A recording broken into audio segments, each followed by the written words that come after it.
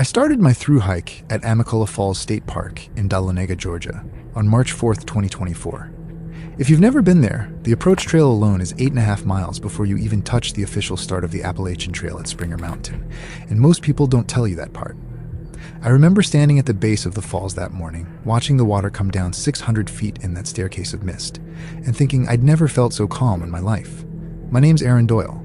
I was 29 that spring, working as a labor and delivery nurse at a hospital outside Charlotte, and I'd saved up 4 months of unpaid leave and about $11,000 to do this. I'd been planning it for 2 years. My ex used to make fun of the spreadsheet I kept. Gear weights down to the ounce, resupply towns mapped out, a whole tab just for water sources. He said I planned adventure like it was a ship. Maybe he was right.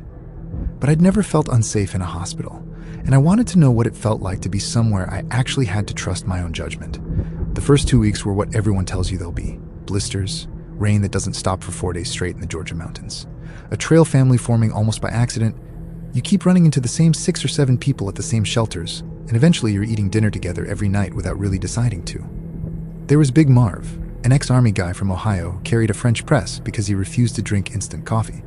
There was a college kid named Tobias, who everyone called Toby Two Shoes, because he'd started the trail in the wrong boots and had to mail them home from Neal's Gap. There was a quiet woman named Priya, who was hiking after a divorce and barely talked the first week, then wouldn't stop talking by the third. And there was Dennis. I want to be careful here, because for a long time I told myself I was imagining things, and I don't want to make him sound like a monster from the first sentence, because that's not how it happened. It happened slowly. That's the part that still gets me. I met him at Neal's Gap, at the outfitter there, Mountain Crossings, the place built into an old stone building where the trail actually runs straight through the breezeway. Everyone stops there to get their pack shaken down, to buy the gear they overpacked and mail home the stuff they don't need. Dennis was maybe mid-40s, average height, unremarkable in the way that in hindsight I think was the whole point. Gray fleece, gray beard. Trail name, Steady, which he said he picked because he never rushed anything. He helped me repack my food bag when the outfitter guy was busy with someone else, showed me a better way to compress my sleeping bag. He was helpful, genuinely helpful, in a way that felt normal at the time. We didn't hike together exactly, but our paces synced up, the way they do with a lot of people on the trail. I'd see him at a shelter, we'd talk for 20 minutes, then I wouldn't see him for 3 days, then he'd show up again. That's just how it works out there. Nobody thinks anything of it. The first thing that felt off, and I didn't clock it as off at the time, I only understood it looking back, was in North Carolina, somewhere past the Nantahala Outdoor Center. I told Big Marv in passing, at a shelter 2 days earlier, that I was thinking about taking a 0 day in Franklin to let a blister heal. I hadn't told anyone else. I hadn't posted it anywhere, hadn't written it in a trail register, nothing. When I hitched into Franklin 2 days later and checked into the Sapphire Inn, Dennis was in the parking lot. He said it was a coincidence. He said everyone takes a 0 around there because it's a good resupply town. And that's true, it is. So I didn't think much of it. We ended up getting dinner with 3 other hikers that night at a Mexican place on Main Street, and it was fine, normal. He talked about his ex-wife, about working in insurance claims for 20 years before he quit to hike, about how the trail was the first thing that had made him feel like himself since his divorce. Sympathetic stuff. I remember feeling a little bad for him. The second thing happened about a week later in the Smokies.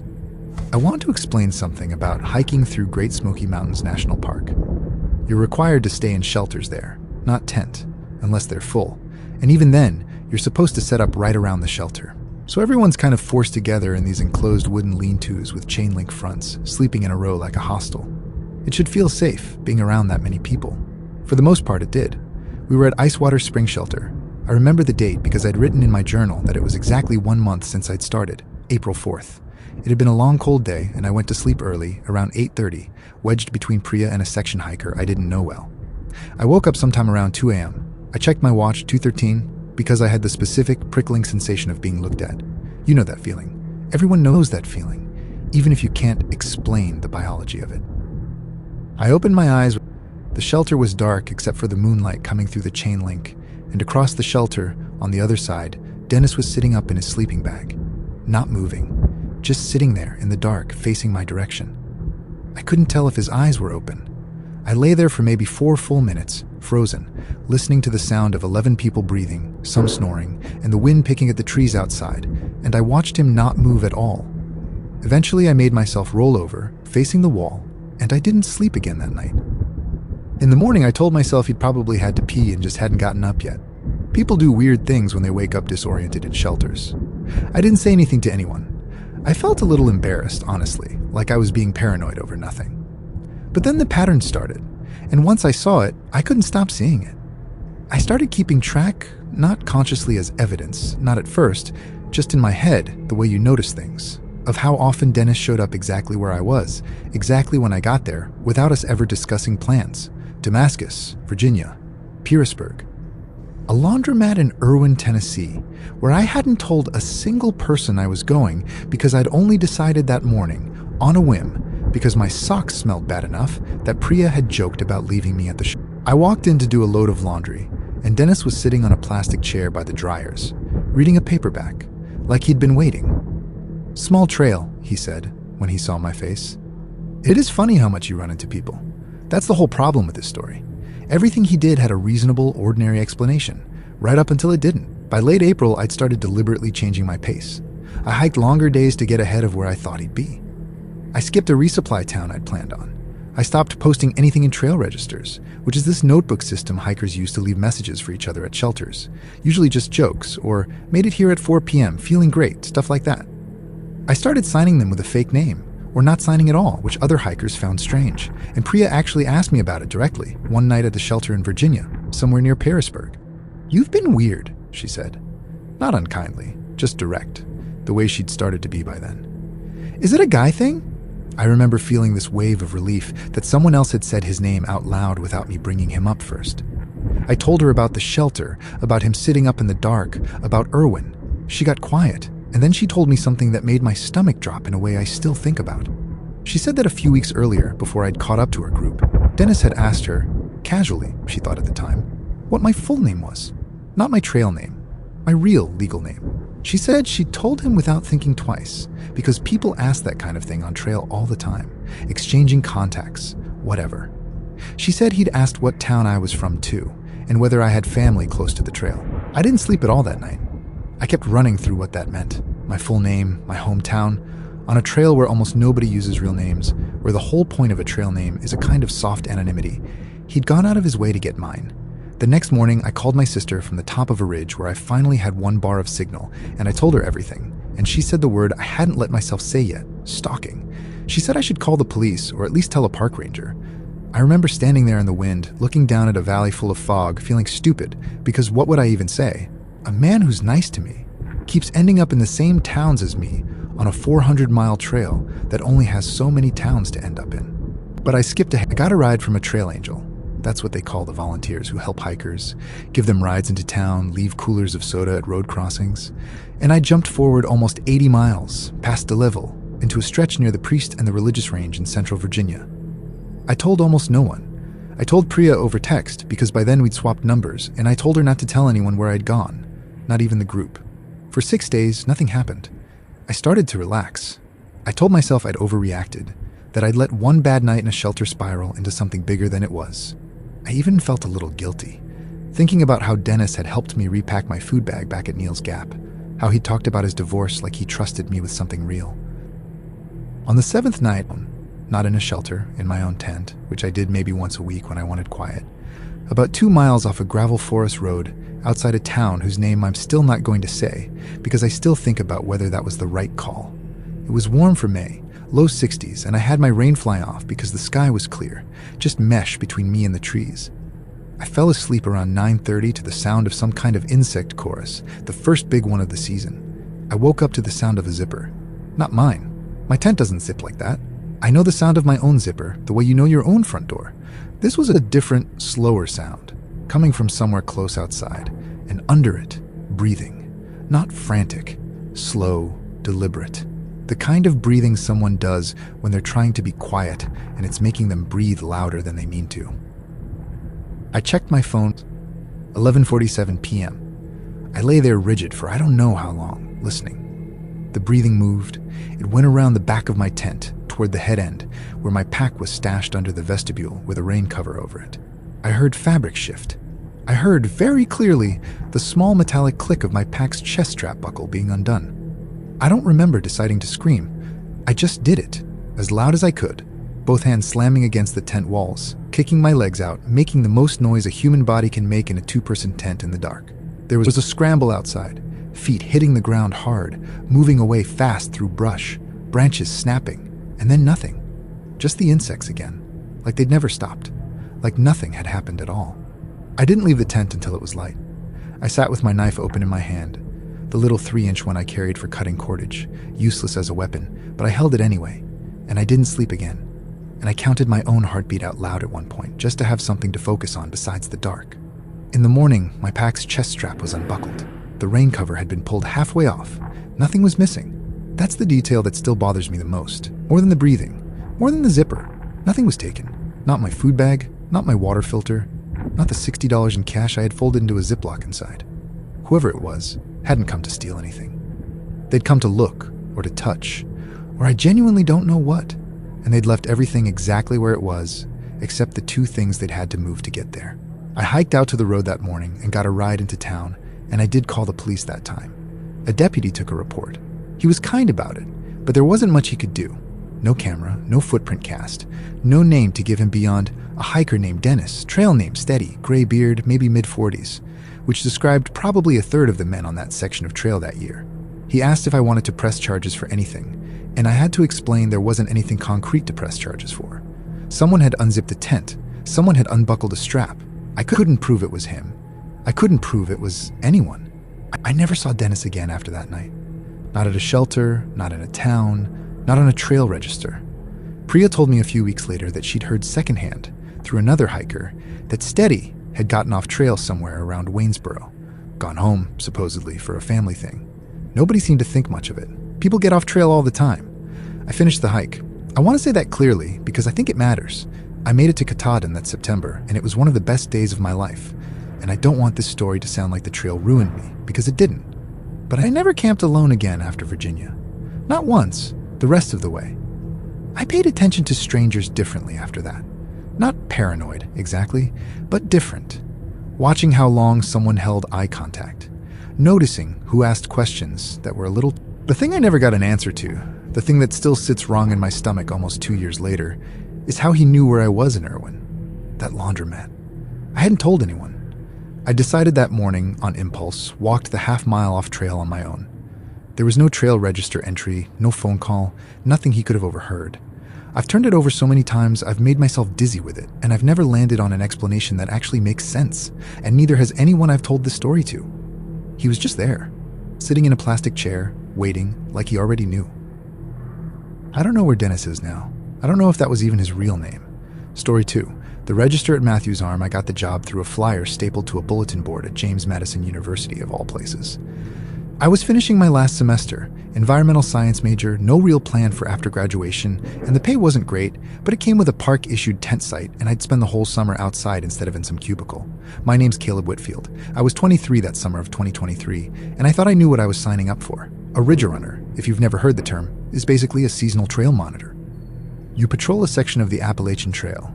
Mine was the northern district of Shenandoah, roughly from Compton Gap down through Elk Wallow and past Mathews Arm Campground. And you check in with hikers, answer questions, make sure people aren't doing something that's going to get them or a bear killed, and you do light maintenance, clear blowdowns off the trail, fix cairns, and you check the shelter registers. I want to explain what a shelter register actually is for people who've never backpacked, because it matters for what happened. At most AT shelters, there's a spiral notebook, sometimes just a composition book, hanging in a Ziploc bag from a nail. Hikers write in it. When they got there, how many miles they did, jokes, complaints about the mice, sometimes just their trail name and a doodle. It's a little social record of who's passed through. Part of my job was flipping through these every week or two, mostly to see if anyone had written something that suggested they needed help. An injury, running low on food, that kind of thing. Shenandoah is a strange stretch of the AT because it's not really wilderness in the way people picture the trail. Skyline Drive runs almost parallel to it the whole way, this scenic road through the park, so you get day trippers mixing with thru-hikers. And there are actual amenities. Elk Wallow has a wayside with a snack bar, for instance. It gives the whole section a weird, half-tamed feeling. You're deep in the woods, but you're never that far from a parking lot. I worked with a grad student named Denise Okafor, who covered the district just south of mine, around Big Meadows. We'd meet up maybe twice a week, radio each other, compare notes. She was the one who first mentioned the name that ended up sticking with me the whole rest of the season. She asked me. This was early June. We were sitting on the tailgate of a Patsy truck at a trailhead parking lot, eating gas station sandwiches. Some guy who shows up at shelters at night. Not staff, not a hiker either. No pack, apparently. I hadn't heard about him yet. I would. The first time I saw an entry about him myself, it was in the register at Elk Wallow. A shelter, sorry. I mean, the wayside, not a shelter. I keep mixing that up because there's a self-registration box there, too, for backcountry permits. I want to be accurate about this. It was actually the register at Rangeview Cabin, a smaller shelter north of Elk Wallow, on June 14th. Someone had written, in shaky handwriting, "Guy came by around midnight, just stood at the edge of the clearing for like 10 minutes, didn't say anything, left when I shined my headlamp at him." No name signed, I didn't think much of it. People write weird stuff in registers. Half of what's in there is exaggerated for a laugh, or hikers half asleep imagining shapes in the tree line. I made a note to keep an eye out and moved on. Then it kept showing up. Over the next 3 weeks, I found similar entries at 3 more shelters along my section. Pass Mountain Hut, Gravel Springs Hut, and again at Rangeview. Different handwriting each time, different hikers, which is the part that started to actually bother me because it meant it wasn't one person's imagination running wild and infecting the next entry. These were strangers to each other, weeks apart sometimes, describing basically the same thing. A man standing at the tree line at night, never approaching, never saying anything. Gone if you shined a light on him, or sometimes gone even if you didn't do anything at all, like he just decided he was done being seen. One entry, dated July 2nd, stuck with me more than the others. It read, "He knew my name. I never said my name out loud to anyone here. He said it from the trees." No punctuation to speak of, handwriting getting messier toward the end, like whoever wrote it was shaking. I called it in to my supervisor at the Potomac Appalachian Trail Club office, a guy named Roy Sablin, who'd been doing this job for almost 15 years. He didn't dismiss it, which I appreciated, but he also didn't seem surprised. "We get some version of this every couple years," he told me over the phone. "Sometimes it's a local. There's a few folks who live real close to the park boundary who like to walk in at night. Don't love people, don't cause trouble, just make hikers uncomfortable. We ask them to knock it off if we can find them." He paused. "You see them yourself. You don't approach. You radio it in and you keep your distance." I told myself I wasn't worried. I was young, I had bear spray, I had a radio, and honestly, part of me, the part of me that was 23 and thought I was tougher than I was, wanted to see him. I wanted the story. I got it on the night of July 19th. I'd stayed later than usual doing maintenance near Rangeview, clearing a blowdown that had come down across the trail in a storm 2 days earlier, and by the time I finished it was almost dark. So I decided to just camp at the shelter instead of hiking the 2 miles back to my own site. There were 3 hikers there already, a father and son doing a section hike, and a solo woman I didn't know, all of them asleep or close to it by 9:30. I set up my tent just off to the side, close enough to the shelter to feel like part of the group, and I sat up for a bit doing paperwork by headlamp before turning in around 10. I woke up at 1:52 a.m. I know the exact time because I checked my watch immediately, out of habit, the second I was conscious, because something had woken me and I wanted to log it, still thinking like I was on the job even half asleep. What woke me was the sound of the shelter register. I want you to understand how specific that sound is. It's a spiral notebook in a Ziploc bag, hanging from a nail, and when you flip through it, it makes this particular soft rustle and click, plastic and paper together, unlike almost anything else you'd hear in the woods at night. I'd heard that exact sound probably 200 times that summer, flipping through registers myself. I knew it instantly, and it was coming from the shelter 20 feet from my tent at 2 in the morning, while 3 sleeping hikers lay right there in the open-faced lean-to. I lay still for us, but it was the wind, even though there was no wind that night. I remember that specifically because it had been a still, muggy night, no breeze at all, mosquitoes thick enough that I'd slept with the tent fully zipped despite the heat. I unzipped my tent slowly and looked out. There was a shape at the register, standing, not crouched, facing away from me toward the shelter wall where the notebook hung. I could see the pale rectangle of the open notebook and what little moonlight there was, and I could see a hand. I want to be careful here because it was dark, and I don't want to claim more certainty than I had. But I could see what looked like a hand moving across the page, slow like writing. I did what I'd been trained to do and what every instinct told me not to. I didn't call out. I reached for my radio. The click of the radio powering on. It's not silent. There's a small tone. Must have carried because the shape went still immediately. Then it turned. I couldn't make out a face. I want to be honest that I've spent 2 years trying to remember details that I don't actually have, and I won't pretend I saw eyes or an expression because I didn't. I saw a silhouette, maybe 6 feet tall, no pack, wearing something loose that might have been a coat despite the heat, and it looked at me. I believe it looked at me, for what felt like a very long time, and was probably 4 or 5 seconds. Then it walked, unhurried, into the tree line, and the woods swallowed it the way they do, and it was gone. I didn't sleep. I sat with the radio in my hand until it was light, and the father and son and the solo hiker woke up around 6:30, having heard nothing at all, slept straight through it, which somehow made it worse, like it had happened in a room adjacent to reality that only I'd had a door into. I went to the register as soon as there was enough light to read it. There was a new entry. It wasn't dated. It wasn't signed. It was 4 words in handwriting I didn't recognize, slanted and pressed hard enough into the page that you could feel the letters on the back side of the paper. I photographed it before I did anything else, some reflex from procedure. And then I called Roy on the radio, and my hands were shaking badly enough that I had to key the mic twice before I got a coherent sentence out. Roy drove out that afternoon. He looked at the photo, looked at the page in person, and I watched something pass over his face that he tried to smooth out before I noticed. But I noticed. He told me it was probably some hiker messing with people, said it happens, said the trail attracts a certain kind of person who thinks scaring people at shelters is funny. He filed a report. He told me I'd done everything right. I asked him if this had ever happened to him. He didn't answer right away, and then he said something I've never been able to shake. He said, "Every ridgerunner who's worked this district long enough has a night like this. Nobody's ever caught him. Nobody's ever been hurt as far as I know of." Then he said, "You don't have to work range view again if you don't want to." And I said, okay. And I meant it. And I never camped at that shelter again for the rest of the summer. I finished the season. I checked registers at every other shelter without incident for the rest of July and August. And by September, when the seasonal contract ended, I'd almost convinced myself the whole thing had been some overtired hallucination stacked on top of a summer of unsettling register entries that had primed me to see something that wasn't really there. I even told myself the handwriting could have been mine. Somehow, some sleepwalking thing, which I know doesn't make sense, but you reach for whatever explanation lets you sleep.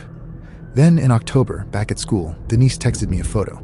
She was doing one last patrol of the season down near her section, close to Big Meadows, a totally different shelter almost 15 miles from Rangeview. She'd found an entry in that register, dated the week before, no name attached. Nobody but Roy and me knew what had happened at Rangeview. I never told another ridgerunner. I never told a single hiker. I don't know how anyone else would have known to write that, or why, or what it was supposed to mean, and I've never been able to ask, because I never saw him again, and neither, as far as I know, has anyone else. I still have the photo of the register page from that night saved on my phone. I never wrote in that register at all. Story 3. Bunk 4, my husband and I bought the hostel in Hot Springs, North Carolina, in the fall of 2021. If you don't know the town, it's small, maybe 500 people, and it's famous among hikers for one specific reason. The Appalachian Trail doesn't skirt around it or pass near it. It runs straight down the middle of Bridge Street, the actual main road through town, painted white blazes on telephone poles between the pizza place and the outfitter. Thru-hikers come off the trail, and they're just suddenly walking down a sidewalk past a hardware store. It's a strange, wonderful little town, and I loved it the second I saw it. My name's Dana Kowal, 34 when we bought the place. A converted 2-story house about a block off the main drag, with 8 bunks split across 2 rooms, a kitchen hikers could use, a wraparound porch with rocking chairs that stayed occupied basically the entire hiking season. My husband Travis did the maintenance and the shuttle runs, driving hikers to and from trailheads into Asheville for gear, whatever they needed. I did the books, the laundry, and mostly, I did the thing that ended up mattering most in this story, which is that I talked to everybody who walked through the door. You learn to read people fast in that job. Most hostel owners will tell you the same thing. You get a sense, within the first 5 minutes, of who's going to be easy and who's going to be trouble. And it's rarely about how they look. We had a good first 2 seasons. The kind of trouble we usually dealt with was mundane. Somebody's dog getting into somebody else's food bag. A guy who wanted to smoke inside no matter how many times we told him no. The occasional drunk hiker who needed a ride to urgent care after a bar night in town got out of hand. Nothing that ever scared me. I want to say that clearly because I think it matters for what came later. I wasn't a nervous person by nature. I'd run this place for 2 years and never once felt unsafe. He came in on foot around 4 p.m. on a Tuesday, alone, and the first thing I noticed, the thing that put a small flag up in my head before he'd said a word, was that his pack looked wrong. Not dirty wrong, which is normal. Everyone's gear is filthy by the time they reach us. Wrong in the sense of looking barely used. Straps still had the manufacturer's stiffness to them. No trail dust ground into the fabric the way 200 miles does to a pack. He said he'd started at Springer in early March, which would have put him a month and a half into the trail by then, easily 500 miles in, and his gear looked like he'd bought it that week. I didn't say anything about it. People notice things about gear that don't mean anything. Some people baby their equipment, some hikers do slack pack big chunks and switch out packs. There's a dozen boring explanations. He paid cash for a bunk, 4 nights, which was unusual. Most hikers stay 1, maybe 2, and he was polite, quiet, kept to himself in the common room reading a paperback with a cracked spine that I never actually saw the title of because he always had his hand over the cover. The first real thing that bothered me happened that same night, actually, before I even had a chance to get used to him being around. We keep a logbook at the front desk. Not a hiker register like on the trail, just a simple ledger where guests write their name, the date, sometimes an emergency contact if they want to leave one, which some solo hikers do in case anything happens to them out there. Standard practice at a lot of hostels. I noticed Colton spend an unusually long time at that logbook when he checked in, flipping back through previous pages, which people do sometimes, looking for friends' names, seeing who's passed through recently. It's a normal hiker thing, almost a nosy little ritual everyone does. But he lingered on, and later, once he'd gone up to the bunk room, I went and looked at what page that was. It was from 3 weeks earlier. A young woman named Sue Min Park had stayed with us for 2 nights. Solo hiker, sweet, chatty, she'd left her emergency contact in the ledger like some solo hikers do. Her sister's phone number, back in Charlotte. I remember Sue Min because she'd helped Travis fix a squeaky porch step out of boredom on her 0 day, and she'd left a 5-star review online that we still had printed and taped up by the register. I don't know why that piqued my attention as odd. Nothing was different about it, but something about the way Colton had lingered there, long enough that I'd noticed from across the room, longer than casual browsing, sat wrong in my stomach in a way I couldn't articulate yet. The next 2 days he was, honestly, a model guest. Quiet, helped Travis carry firewood in once without being asked, tipped well for a resupply run into town. I started to feel silly about the ledger thing. I told Travis about it that first night, and he shrugged it off, said I was reading into things, and for a day and a half, I agreed with him. Then, on the 3rd night, I woke up at 11:47 p.m. to the sound of our office door. Our office is on the ground floor, off the kitchen, and it has a door that sticks a little in humid weather. You have to lift the handle slightly while turning it or it catches, and it makes a specific double-click sound when someone does it right. I'd heard that sound thousands of times, our own and guests occasionally wandering in by mistake looking for the bathroom. I heard it that night at 11:47, and I lay there next to Travis, who was asleep, and I listened. I heard the file cabinet drawer. We keep the ledger locked in there overnight, along with copies of IDs some guests leave as collateral for gear rentals, and a small filing system Travis had set up for guest records. Nothing sensitive, mostly just names, dates, occasional emergency contacts people had given us. I heard the drawer slide open. I heard papers. I got up. I didn't wake Travis. I've asked myself since why not, and the honest answer is I still half thought I was overreacting, that maybe it was Travis's cousin who was crashing on our couch downstairs that week, helping with a plumbing project, that there'd be some boring explanation waiting for me if I just went and looked. I came down the stairs in sock feet, no lights, and through the crack of the office door I could see a headlamp beam moving low across the floor, the deliberate, careful movement of someone trying to be quiet, and a shape crouched at the open filing drawer. And I recognized the loose gray shape of the jacket Colton had been wearing all 3 days. I did something I still can't fully explain. I didn't scream, I didn't run, I just said his name. Quiet, almost like I was asking a normal question, like I'd caught someone getting a late-night snack. The headlamp beam snapped up and off in the same second, total dark. I heard him move fast, past me, close enough that his shoulder clipped mine hard enough to spin me half around into the doorframe, and then the front door, and then nothing. Footsteps on the porch steps, and then swallowed by the dark of Bridge Street. Travis woke up to me screaming his name from the bottom of the stairs. We called the sheriff's department that night. Madison County, small enough that the deputy who came out, a guy named Hal Prentice, knew both of us by name already from town events. He took a full report. The bunk room was checked. Colton's pack, his sleeping bag, everything gone, like he'd had it half-packed and ready by the door the whole time, which, looking back, maybe he had. Here's the part that still keeps me up some nights, almost a year and a half later. The filing drawer wasn't ransacked. It wasn't like someone had panicked and thrown things everywhere looking for cash. It was methodical. Deputy Prentice noted it himself when he looked. Whoever had been in there had gone through it carefully, and the only thing we could ever confirm was missing, because we kept careful enough records to know, was a single sheet. The page from 3 weeks earlier. Sumin Park's information. Her name, her dates with us, and her sister's phone number in Charlotte. We called Sumin. She'd finished her hike by then, was back home in Seattle, totally fine, hadn't noticed anything unusual, no strange calls, nothing. We told her what happened out of an abundance of caution, gave her Deputy Prentice's contact information in case she wanted to file anything on her end. She was shaken, but grateful we told her. As far as I know, and as far as she ever reported back to us, nothing ever came of it. No one ever contacted her. No one ever showed up. I want to tell you that's the end of it, a scary night with no aftermath. But there's one more piece, and it's the one I've never been able to make sense of.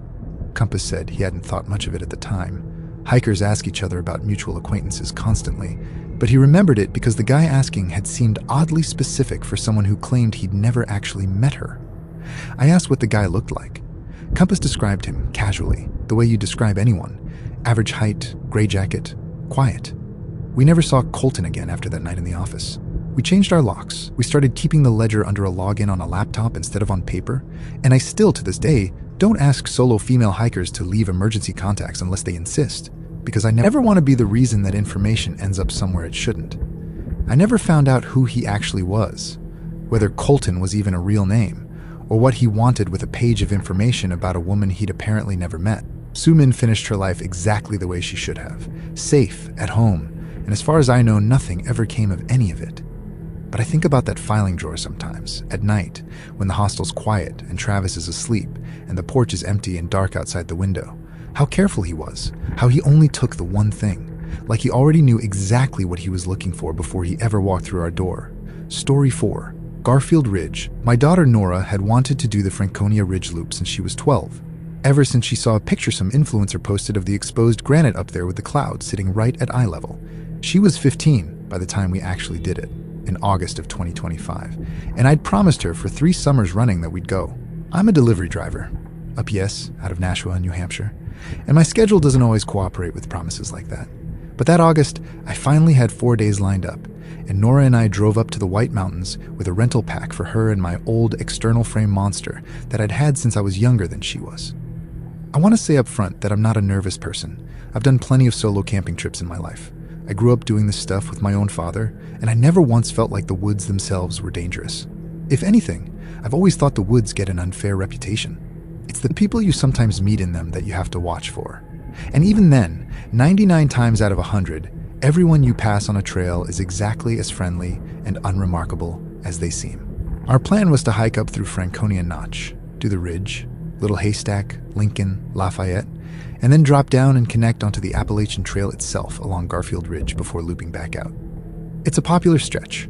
You're never really alone up there, especially in August, and that was part of why I felt comfortable bringing Nora on something a little more ambitious than we'd done before. The first day was perfect. Clear skies, that dry mountain light New Hampshire gets in late summer, and Nora practically ran the exposed ridge sections, stopping every few hundred feet to take pictures of the Pemigewasset wilderness spread out below us on one side and Franconia Notch on the other.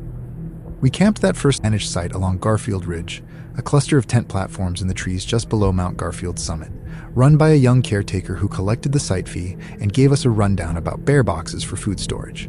There were maybe 6 other tents up there that night. A pair of thru-hikers doing the AT northbound, a family of 4 from Massachusetts, a solo older guy who kept mostly to himself at the far platform, and us. Nothing about that first night felt unusual. We ate dehydrated pasta, Nora complained about her feet, we watched the light go orange and then gray over the Pemi, and we were asleep by 9. The thing I want to describe now, I've turned over in my head so many times since, and I still don't know exactly where to place it in the story, because on its own it means nothing. Sometime that first night, I checked my watch after. It was around 1:30 a.m. I woke up because Nora had shifted in her sleeping bag and bumped my shoulder through the tent wall from where her pad was set up next to mine. As I was drifting back off, half conscious, I heard very faintly somebody talking, not close. Somewhere out past the platforms and the trees, low enough that I couldn't make out words, just the rhythm of a voice, going for maybe 30 seconds, and then stopping. I remember thinking, the half-asleep way you think things that don't fully form, that it was strange because it didn't have the rhythm of a phone call. No pauses waiting for a response, no laughing, and it didn't have the rhythm of 2 people talking to each other either. It just went evenly, and then it stopped, and I fell back asleep before I could think about it any further. I mentioned it to the caretaker in the morning, mostly out of politeness, asking if maybe there'd been a hiker on a satellite phone. She said she hadn't heard anything, but that voices carry strangely up on the ridge sometimes, that it might have come from farther away than I thought. Sound does weird things on exposed rock at night, bounces around, and it wasn't unheard of to hear something from a mile off that sounded like it was right outside your tent. That explanation satisfied me completely at the time. I didn't think about it again for almost 24 hours. We hiked out the next day, did a shorter loop down through the woods, and made our way to a second site, a backcountry camping area, a few miles off, technically outside the ridge system. Quieter, fewer people, really just us and, as it turned out, that same solo older hiker from the first night, who I recognized by his bright orange gaiters before I recognized his face. Small trail. You run into the same people. He introduced himself that second evening, walking over to our tent site while I was filtering water at a nearby stream, Nora up at our platform reading. He said his name was Warren, said he was doing a long section hike, retired, no rush, been out for 3 weeks already. Ordinary, in that specific way that in hindsight feels like it should have been a signal, and at the time was just what most solo older hikers are like, a little starved for conversation after days alone, happy to talk your ear off about gear or trail conditions. He asked how old Nora was. I told him 15. He said something like, "Good age for this." Totally normal thing to say. I didn't think anything of it. It was later that night, the second night, that things started to feel different, and I want to be careful describing this because I've asked myself constantly, since whether I was building something out of nothing, whether the first night's noise had just primed me to notice things I would have otherwise ignored. Around 11 p.m., after Nora was asleep, I stepped out of the tent to use the bathroom, off away from the platforms into the trees like you're supposed to. On my way back, I saw a light, not a headlamp beam moving, a light that was on, held still, in the trees roughly 40 or 50 yards past our tent site, in the direction Warren had set up, though far enough out that it seemed like an odd distance to have wandered from his tent for no obvious reason. It didn't move for the entire time I watched it, maybe 15 seconds, and then it went dark all at once, not dimming like a headlamp does when someone turns away, just off. I didn't sleep well after that. I kept the rain fly zipped all the way, and I kept my knife. Same as most hikers, a small folding one, nothing dramatic. Unclipped and within reach, which I'd never once done on a camping trip with Nora before, and which I never told her about, then or since. Around 2:13 a.m., I woke to a sound at the edge of our tent platform. Not our tent, the platform itself, wood creaking under weight, the specific hollow sound a foot makes on those raised wooden tent platforms when someone steps carefully, trying not to make noise and failing at it the way you always do on old wood no matter how careful you are. I lay completely still. Nora was asleep beside me, breathing slow and even, and I focused everything I had on listening. The weight moved along the edge of the platform, toward the corner where our gear was stashed. Not inside the tent.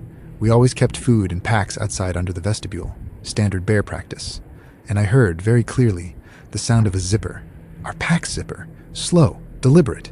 The same unhurried pace you use when you don't think anyone's awake to hear you. I did the only thing I could think to do in that half second.